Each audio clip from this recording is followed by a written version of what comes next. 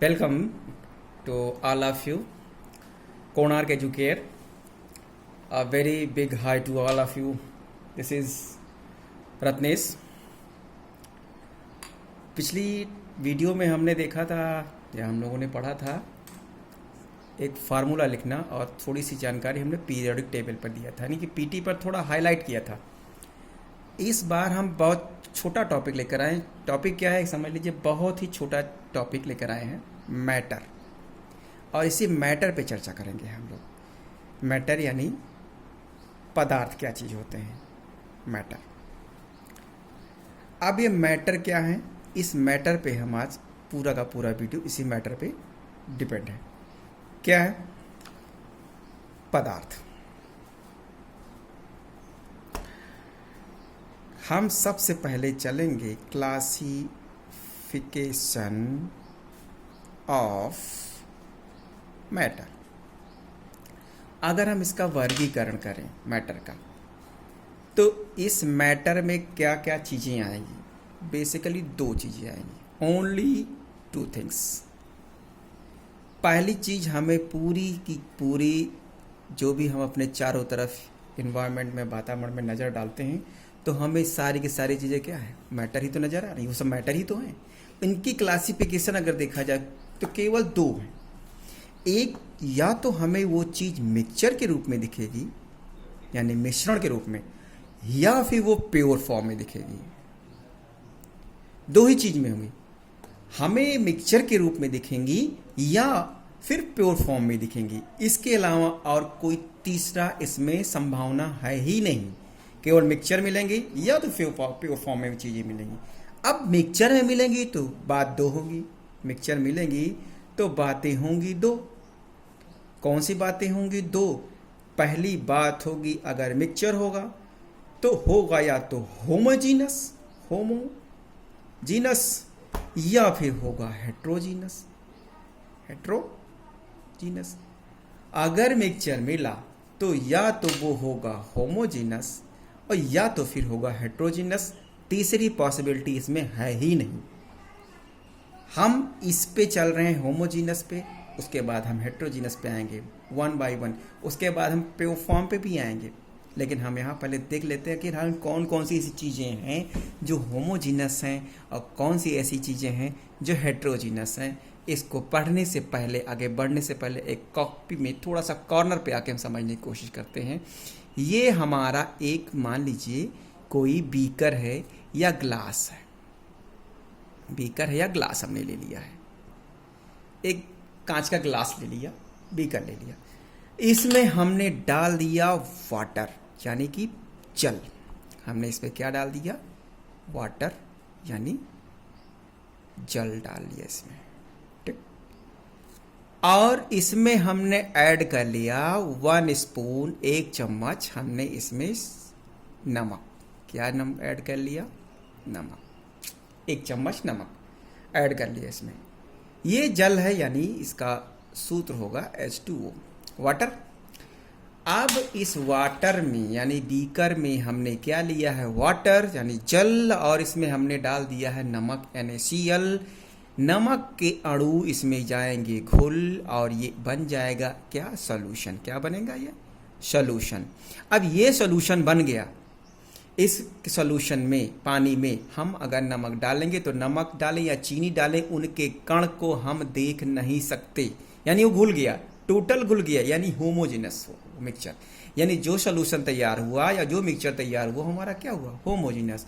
अगर हम ऐसे सब्सटेंस, ऐसा मिक्सचर जिसमें हम उसमें ऐड किए गए कंपोनेंट को देख ना पाएं, वो हमारा होमोजीनस होगा। और ऐसे कंपोनेंट जिनको हम मिक्सचर बनाएं, ऐसे मिक्सचर जिसको हम बनाएं जिसमें कंपोनेंट को हम देख लें, वो हमारा हेट्रोजीनस होगा।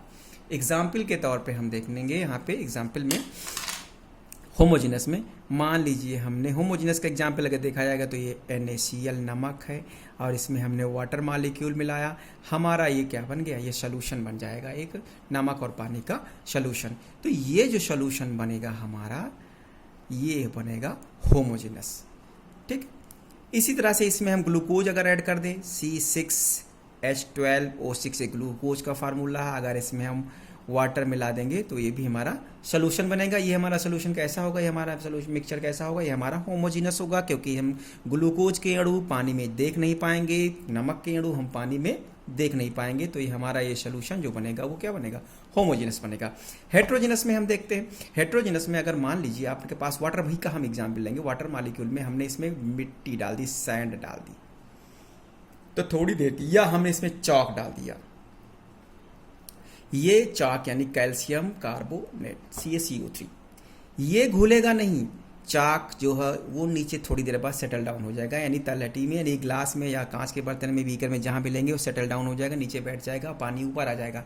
मीन्स हमें दोनों पार्ट अलग अलग दिखेंगे, वाटर अलग दिखेगा और सैंड अलग दिखेगा।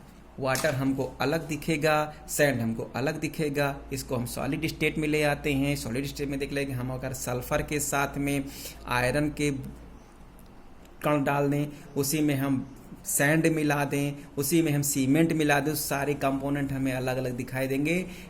तो ये हमारा जो एग्जाम्पल होगा वो हेट्रोजीनस कंपोनेंट का होगा, यानी हेट्रोजीनस मिक्सचर का होगा। इट इज़ कैट क्लियर कि होमोजीनस और हेट्रोजीनस में, आई थिंक आप लोगों को समझ में आ गया होगा कि होमोजीनस और हेट्रोजीनस में क्या डिफरेंस है और क्या इनके एग्जाम्पल हम ले सकते हैं और कैसे हम इसको क्लेरिफाई कर सकते हैं एक कैसे। अब हम बात करेंगे प्योर फॉर्म के। प्योर फॉर्म में अगर हम देखें तो प्योर फॉर्म में कौन कौन सी चीज़ें आती हैं। प्योर फॉर्म में भी हमें दो चीज़ें मिलती हैं। प्योर फॉर्म में हमें दो चीज़ें मिलेंगी। प्योर फॉर्म में क्या दो चीज़ें मिलेंगी, एक तो प्योर फॉर्म में हमें मिलेंगी एलिमेंट, क्या मिलेगा, एलिमेंट, और दूसरा हमें मिलेगा कंपाउंड, COMPOUND कंपाउंड, यौगिक। एक मिलेगा एलिमेंट, दूसरा मिलेगा कंपाउंड। ये एलिमेंट और ये कंपाउंड ये प्योर फॉर्म में आएंगे। अगर आपको जो भी एलिमेंट मिलेगा, अगर देखा जाए 98 एलिमेंट ऐसे हैं जो हमारे नेचुरल हैं, यानी मेंडलीव की आवर्त सारणी जब बनी थी उस समय हमारे जो ज्ञात तत्व की संख्या थी वो नेचुरल 98 थी। आज जो टोटल संख्या है वो 118 एलिमेंट की खोज हो चुकी है। 118 एलिमेंट की खोज हो चुकी है, यानी अब 98 हमारी प्राकृतिक है, नेचुरल है, और 118 एलिमेंट जो हैं वो टोटल एलिमेंट है। अब बात हम करेंगे एलिमेंट की और कंपाउंड की। ये दोनों के दोनों हमें प्योर फॉर्म में मिलेंगे, प्योर फॉर्म में ही है ये एलिमेंट। अब ये एलिमेंट है, इसमें हाइड्रोजन से लेकर के हाहानियम तक जितने भी हैं उसमें element, hydrogen, lithium, sodium, potassium, rubidium, caesium, calcium, copper, सारे एलिमेंट इसमें जो हमें मिलेंगे वो एलिमेंट में एक श्रेणी में आएंगे। अब कंपाउंड क्या होंगे, ये एलिमेंट हमारे हैं, आपका है, ये हमारे सब एलिमेंट है, मैग्नीशियम है, कैल्शियम है, कॉपर है, जिंक है, निकिल है, आयरन है, ये सारी चीज़ें क्या है, ये सब हमारे एलिमेंट है। पीरियड टेबल में सबको लिखा वर्णन दिया गया कि हाइड्रोजन किस में है, लिथियम किस में, सोडियम किस में, मैग्नीशियम किस में है, कैल्शियम किस में है। तो ये हमारे सारे एलिमेंट हैं, कुछ मैन मेड भी हैं इसमें, और 98 हमारे इसमें नेचुरल है जो हमें खनिज के रूप में या फ्री स्टेट में भी मिलते हैं। अब हम कंपाउंड की बात करेंगे। कंपाउंड में हम देखते हैं हमें जो कंपाउंड है यानी कि दोनों का संयुक्त रूप में मिलेंगे। कैसे देखते हैं, ये है कंपाउंड का एग्जाम्पल। कैसे आखिर कंपाउंड में हमें मिला, कार्बन है, ऑक्सीजन के साथ रिएक्शन करेगा, तो ये रिएक्शन तो कोई रिएक्शन नहीं है कि C और O करके बना लेगा CO2। हालांकि कार्बन डाइऑक्साइड का फार्मूला CO2 होता है, CO भी बनता है, कार्बन मोनोऑक्साइड, कार्बन डाइऑक्साइड और कार्बन मोनोऑक्साइड, ये भी हमारा कंपाउंड है, ये भी हमारा कंपाउंड है। हमने नाइट्रोजन लिया, इसमें हाइड्रोजन से रिएक्शन कराई, इससे हमें मिलेंगे NH3, अमोनिया भी मिलेगा, अमोनियम भी मिलेंगे, हमें NH3 भी मिलेगा, हमें NH4 मिलेगा। हम बैलेंसिंग का नाम बाद में बताएंगे कि बैलेंस कैसी होती है, रिएक्शन कैसे होती है, वो अगले वीडियो में ला कर आएंगे।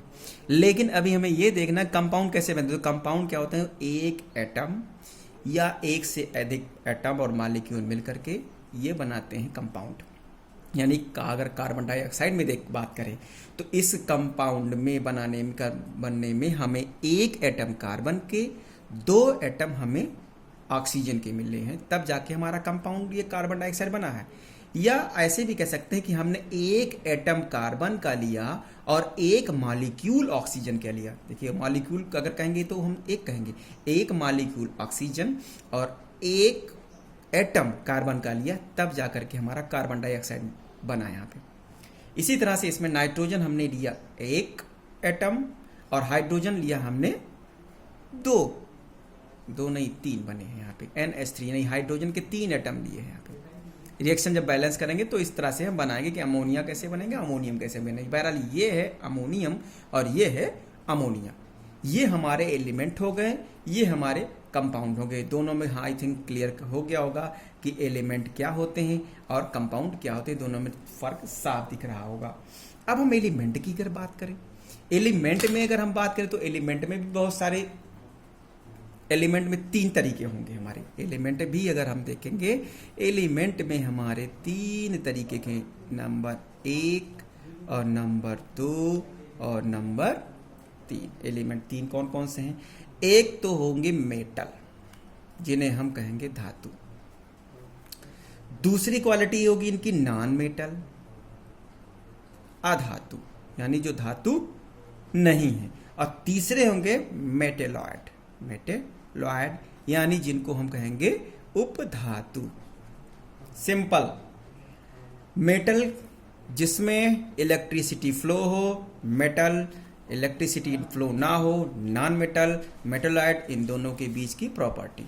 Once again I repeat, metal electricity flow हो, फ्री इलेक्ट्रॉन हो, मेटल इलेक्ट्रिसिटी फ्लो ना हो due to absence of free electron, और दोनों के गुण अगर रखते हो मेटल और नॉन मेटल के, तो उसे हम कहेंगे मेटेलॉइड, यानी हिंदी में से कहेंगे उपधातु। बात करेंगे अब हम लास्ट कंपाउंड की। कंपाउंड में भी हमारे 2 हैं। 2 कौन कौन से हैं? एक है ऑर्गेनिक, ऑर्गेनिक, और दूसरी चीजें हैं इनऑर्गेनिक। नाम से स्पष्ट है, नाम से क्या स्पष्ट है? ऑर्गेनिक, जैसा कि नाम से स्पष्ट है, ORGAN, ऑर्गन। ऑर्गन मीन्स क्या होता है? अंग। तो जैसे अंग यानी इसमें प्लांट भी आ सकता है, इसमें एनिमल भी आ सकते हैं, ये दोनों आएंगे, प्लांट और एनिमल। जो प्लांट प्रोडक्ट हमें मिलता है या जो एनिमल प्रोडक्ट हमें मिलता है वो हमारा ऑर्गेनिक में ही आएगा। वो फिर से देख लीजिए, जो प्लांट से हमें मिलेगा या एनिमल से मिलेगा वो हमारा क्या होगा? ऑर्गेनिक। और जो हमें खनिज के रूप में या फ्री स्टेट में हमें क्या मिलती है? फ्री स्टेट में हमें ऑक्सीजन मिलती है, कार्बन डाइऑक्साइड मिलेगी और बहुत सारी गैसेस मिलेंगी फ्री स्टेट में। फ्री स्टेट में हमें AU मिलेगा, AG मिलेगा, यानी सोना चांदी की खानें होती ना, तो ये हमें भी फ्री स्टेट में मिलती हैं। इसके अलावा बहुत सी सारी चीज़ें हमें मिनरल के रूप में मिलती हैं, जैसे NaCl है, हमें खनिज के रूप में मिलता है, समुद्र से मिलता है। बहुत सारी चीज़ें मिलती हैं, जैसे कोल है, COAL, कोल, कोयला है। ये सारी चीज़ें हमें इनऑर्गेनिक से मिलती, ये सब इनऑर्गेनिक में आएंगी, क्योंकि ये हमें कहीं ना कहीं पृथ्वी से के अंदर से, पृथ्वी के गर्भ से या फ्री स्टेट में इन्वायरमेंट्स में हमें के रूप में ये हमें मिलती, तो ये इनऑर्गेनिक में ही आएंगी। ऑर्गेनिक में जो आएंगी वो आएंगी अंग से संबंधित, यानी प्लांट और एनिमल से। एग्जाम्पल के तौर पर देखते हैं कि इसमें एग्जाम्पल में देखें और क्लियर हो जाएगा। एग्जाम्पल अगर हम बात करें चींटी की, एक छोटी सी चींटी आपने देखी होगी चींटी, इसका जोलॉजिकल नेम होता है फॉर्मिका इंडिका। फॉर्मिका इंडिका, ये फॉर्मिका इंडिका इसका जोलॉजिकल नेम दिया गया इसके अंदर एक विशेष एसिड पाए जाने के कारण, क्योंकि चींटी में पाया जाता है फॉर्मिक एसिड। यही फॉर्मिक एसिड, अब ये बताइए, ये फॉर्मिक एसिड हमारा ऑर्गेनिक में जाएगा कि इनऑर्गेनिक में जाएगा? ऑब्वियसली ये हमारा फॉर्मिक एसिड ऑर्गेनिक में जाएगा, क्योंकि चींटी है। चींटी क्या है? एनिमल है। एनिमल हमने यही बताया कि ऑर्गन से रिलेटेड चीजें होंगी, तो ये फॉर्मिक एसिड यानी फॉर्मिका इंडिका इसका जोलॉजिकल नेम दिया गया और फॉर्मिक एसिड हो गया हमारा। ठीक इसी तरह से हम एक दूसरा एग्जाम्पल ले सकते हैं। एग्जाम्पल एक और है, हमें मालूम है CH3COOH, ये हमारा है एसिटिक एसिड का फार्मूला, जिसको हम कहते हैं सिरका। किससे प्राप्त होती है? गन्ने के कीटों से। गन्ने को सड़ा करके हम सिरका प्राप्त करते हैं। तो ये कैसे आया? प्लांट से ही तो आया, प्लांट प्रोडक्ट ही तो है। तो ऑर्गेनिक जो होगा ये हमें एनिमल और प्लांट से मिलेंगे, और इनऑर्गेनिक हमें जो मिलेगा फ्री स्टेट से मिलेगा, या जैसे ऑक्सीजन है, कार्बन डाइऑक्साइड है, नाइट्रोजन डाइऑक्साइड है, सोना है, चांदी है, सोडियम क्लोराइड है, बहुत सारी जैसे कोल है, पेट्रोल है, ईंधन के रूप में कई सारी चीज़ें मिलती हैं। ये ये चीज़ें हमें इनऑर्गेनिक में मिलती हैं। सॉरी, इसमें एक चीज़ और क्लियर कर दें आपको कि जो हमारा पेट्रोल है और डीजल है और इसके अलावा जो हमारे जो गैसें मिलती हैं एलपीजी, ये सारी चीज़ें हमें ऑर्गेनिक में ही आएंगी, इनऑर्गेनिक में नहीं आएंगी, क्योंकि ये चीज़ें आती हैं प्लांट प्रोडक्ट और एनिमल प्रोडक्ट्स के डिस्ट्रॉय होने से बनी हैं। पेट्रोल हुआ, डीजल हुआ और एलपीजी हुआ, ये सारी चीज़ें, सीएनजी हुआ, ये सब चीज़ें ऑर्गेनिक वाले में आएंगी। इनऑर्गेनिक में आएंगी यही जो फ्री स्टेट में मिलेंगे, एयू, एजी, NaCl या पृथ्वी के अंदर जो पाए जाते हैं खनिज, उनसे चीज़ों से मिलेंगी। आई थिंक ये वीडियो आपको अच्छी लगी होगी। कैसा है वीडियो लगा आपको तो ज़रूर रिस्पॉन्स दीजिएगा, लाइक और शेयर आपको ज़रूर लिखिएगा। मिलेंगे अगले वीडियो में, तब तक के लिए जय हिंद।